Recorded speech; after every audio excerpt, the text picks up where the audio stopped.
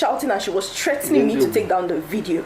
And I'm in my first mind, I'm like, wait, how did they get my phone number? And then I realized that every NYSC copper has to fill a file with your phone number and your address. I'm like, these people actually have my house address and they know where I'm staying. I never insulted the president. I said he's terrible. That is not an insult. It is a statement. And I did not go on and start saying, oh, Tinubu, you're this, you're that. I just said he's a terrible president. Why is it a problem that the NYSC government, NYSC secretariat, or NYSC board will call me to threaten me? Like, why is that okay? That I can't speak up for something that is directly hurting me? Well, this was so sad to see. I mean, of course, reactions have trailed this video, and I'll start from Mr. Macaroni's tweet. He wrote on X, the DG, coordinators, and every official of NYSC, you cannot threaten, intimidate, or victimize any copper for expressing their view on the performance of the president. They are citizens with rights. The president is in office to serve the people, and every Nigerian, copper or not, has the right to hold their leaders accountable. Well, Peter Obi wrote a lengthy tweet, and I'll read his statement in part. He wrote, this pattern is not isolated. I too have been subjected to threats for daring to offer constructive suggestions and comments. I now face daily intimidation, harassment, and name-calling simply for expressing solution-based views on government policies. Such actions are antithetical to the principles of democracy. A government that silences its citizens is not democratic, or one that is subject to accountability and good governance, and is most often corrupt. I urge the current administration to reflect deeply on its approach to dissent and recognize that constructive criticism is a cornerstone of democratic process. To all patriotic Nigerians, our nation's future and development depend on our collective courage to speak out against misgovernance, injustice, and intimidation. I mean, this is a democracy, and I believe Peter Obi's tweet there, and even Mr. Macaroni, you know, re-echoed the rhetoric right there online. But I believe that, you know, there were some comments about whether or not, because she's an NYSC copper, she cannot make such comments against the state, because also in the video, I think she said something about Lagos State being a smelling state. You know, I mean, I don't know what your thoughts are. Let me start with you. Ayo. For starting with me. Why not? All right. Because so I know you're passionate. I think one of the things that is a hallmark of good leadership and democracy is the ability to take feedback, criticisms, and use it to as a tool or a platform to better. So when someone comes to my state, Lagos State, for instance, and I'm proudly Lagosian, and they say that your state smells, the first thing I'm doing is not, oh, keep quiet, you are evil for saying that. It's evaluate the situation. Is her statement true? Why has she come to say? Why did she say that? So people come, even some people send me messages that, oh, yeah, you're Lagosian, so you should be ashamed of yourself for not defending. It's not about defending. It's actually the love for the state that would make me want to see what outsiders perceive, and even inside people that live here. And if it's true, let's fix it. Because it's smelling, let's fix it. It's not a permanent thing. And we've often talked about refuse management, you know, even the rivers and the streams. So it's her opinion, and she said that, and a number of people have also opined of the same thing. But now let me go to the main story around what you said about militarization of democracy, as we seem to see it in Nigeria. And it's such a sad situation. I'll take it from this angle. Push here as an NYSC, as a copper, would be in her early 20s, at maximum. We even look at her and the way she speaks, you know she's probably Gen Z. By the way, this is the Sorosoki generation. This is the coconut head generation. That's what they said during the NSAS. So if we're expecting the same reactions we used to from the millennials or baby boomers, wake up, Nigeria. You know, Jima soon, like they'll say on the streets. Wake up. You don't handle their agitations or aggravations the way we used to do it in the past, where everybody is yes, sir, respect. They have changed. The world is a global village, so they're exposed to more cultures, they're exposed to more things, and so their reactions are different. You cannot silence this generation like that. There's now been a number of people coming out on TikTok, posting their own videos of their own experiences. If you think you're going to shut them down, guess what? They keep multiplying. We should learn from NSAS and not mismanage this. Having said that, we owe the youth an opportunity to speak out. We owe this lady an opportunity to express herself. As long as you're 18 years and above, you are an employer of the president, and you need to recognize that. Criticism does not mean that you hate or you are a terrorist. It just means that your love for this nation would not make you keep quiet when you see bad things happening. Finally, we have seen a number of young people migrating abroad, and the president keeps going out to say that the young, our greatest assets in Nigeria are the youth. Let's not lose our youth by coming hard, coming harsh and hard on them. Listen to them. They are the future. Yes. If they're saying things are bad, listen, take it as feedback, and even call them to a round table. Why are you spending money on a National Youth Conference if you're not willing to listen to the young people? If the young people take the platforms to speak, there's only as much as you can keep them quiet, and they should find that woman that threatened that woman. Nothing must happen to Shai. Woman that threatened that woman. I think it is very important. But in the video, she made a lot of, she complained a lot, and a lot of people could relate to that. Obviously, she talked about the price of egg. She also talked about electricity. When she came back, they brought her bill. She couldn't even believe that it had gone, it was double. So one of the reactions, before I come to you, Rufai, one of the reactions that trailed the story is a 2022 video of President Bola Ahmed Tinubu, then the APC presidential candidate, promising to provide constant electricity. Why I couldn't deliver? All right. Electricity is one of the biggest problems at this point. I mean, in fairness to him, he's only done 18 months, right? So we are hoping that by the end of his first term, like President Bola Ahmed Tinubu has promised, this our band A electricity issues will be resolved. Rufi, on fire. It's done 658 days. 658, okay. Days. See, Oji, I don't know why people that criticize the loudest, when you criticize them, it's like putting Atari on their body. It pepper and scratch them. In fact, people that criticize the loudest, when you criticize them, it's like pointing wirikwi. You know what they call it? I don't know what that is. Wirikwi. It's an itchy leaf. Oh, really? That we have, Yoruba, it's called wirikwi. The same APC that shocked Jonathan, didn't give him breathing space, that were praising as the bastion of opposition. Now, we stand a chance to be one of the biggest on their body when we criticize them. The truth is, we talk. Oji, please, if you had pointed out one lie in what that Rayi girl said, king of the world, I will condemn her.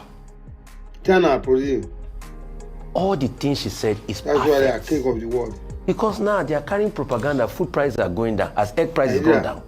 No. The food prices have gone down. Has it gone down back to the 2023 level that President Tinubu met it? What a lot of Nigerians are just saying is quintessentially what Mama Rufai Oseni, Christy Tayo Oseni will always say. And my mother will always say, dear deity, if you cannot make my life better, return it me to where you met me. What we are just telling President Tinubu is, at least ensure that the prices go back to the prices you met food stuff in 2023. The girl is complaining. The girl said this is the first time she's leaving her parents' home. And she has to pay bills herself. But she's now feeling what it is. Cross River Watch, I can't verify that story. I'm not very good, but Cross River Watch was saying this girl's father was a former immigration official that passed because he too went out to protest as regards a case when Nigeria had failed them. Really? Wow. Yes, that's what Cross River Watch. So she's an activist. So that's what Cross River Watch was about. I've not independently verified the story, but I have to also, call Agba Jalingo and say, let's get to the end of that story.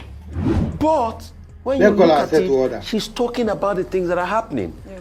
And for those that have been criticizing her, that have been saying all sorts, that said, somebody also came out recently to say, once you sign up for NYSC, it's part of your code. You must not speak against the government. That's not true. Some people, they misrepresent facts.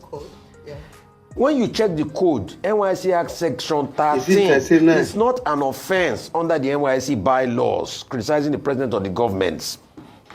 So please, those that are misrepresenting facts should forget it. And the same NYSC has the nerve, the unmitigated temerity to threaten this girl. This same NYSC, that when you check one of their handbooks, they were telling you then that ensure you have somebody to call when they kidnap you so that you know how to pay ransom. Because people have been kidnapped in the NYSC. What did the NYSC do? We shared a case the other day. Thank you.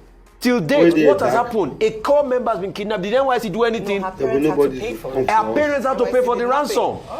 So this same NYSC, please, the truth is, I know criticisms can be like on the body of these people. But please, we are saying because we want the country to be better. I don't have anything against the APC or the PDP. We just want a better. If it's better, we'll be the first to praise you. Constructive criticism is key. I'd like to take this story before I come to you. In the meantime, former Kaduna State Governor Nasir El-Rufai was trending over the weekend after he revealed that political leaders were aware of the controversies surrounding President Bola Ahmed Tinubu's academic records in Chicago before the 2023 presidential election, but still supported him. He said they hope Tinubu will replicate his achievements in Lagos at the national level. Well, El-Rufai spoke to BBC Hausa. Let me take some tweets. This is from Simon, who wrote, LOL, El-Rufai supporting Tinubu even with the certificate issues says a lot about El-Rufai's kind of person. And not just Tinubu alone. Politicians are self-centered and care less about the... With his latest revelation about President Bola Ahmed Tinubu's past, things are indeed happening in this country. Take a listen. Has denied allegations of fraud levied against it by a Nigerian businessman, Dr. Agbai Eke, who alleged that the bank had defrauded him of over 550 million naira from his fixed deposit account. In a statement by Olayinka Ijabiyi, the bank's acting group head of Marketing and Corporate Communications, findings indicate unprofessional and unethical dealings between Dr. Agbai Eke and a former First Bank employee involving a personal relationship to facilitate unauthorized transactions outside the bank's knowledge or involvement. Well, the statement reads in part, we can affirm that the allegations of fraud within the bank, as alluded by Dr. Agbai Eke, are entirely unfounded and false. Our findings on the matter indicate unprofessional and unethical dealings between Dr. Agbai Eke and a former First Bank employee involving a personal relationship to facilitate unauthorized transactions outside the bank's knowledge or involvement. As the matter is currently before the court, we will refrain from further comments to allow the court to dispassionately determine the issues before it. The bank has also filed a report with law enforcement to further investigation, and the suspects have made useful statements while inquiries are ongoing. First Bank remains committed to transparency, accountability, and the protection of its customers' interests. We assure our stakeholders that we operate within the highest standards of integrity and professionalism. Well, it appears that the bank is focusing now on more controls. There were reports last year that, a staff made away with about 40 billion naira over a 2-year period. Well, at that time, there were a lot of questions being raised as to if there is a pattern of fraud or poor risk management at First Bank. But we know that Femi Otedola, after Femi Otedola took over the bank as chairman, there was a major organizational shakeup where I think about close to 100 senior staff members were fired as part of the bank's corporate restructuring and repositioning. So I think it is good that they have come up with this statement. I mean, the matter, as they have said, is in court. It is sub judice. And I guess we will wait for the court to decide. And then, we'll see the final rulings on this matter. Well, all right. We'll take another story now. A Lagos-based National Youth Service Corps member, Uche Ugwamaye, was trending over the weekend after she expressed frustration in a viral video on TikTok over the high cost of living in Nigeria. Ugwamaye criticized President Bola Ahmed Tinubu, calling him a terrible president and questioning what his administration is doing to address the economic crisis.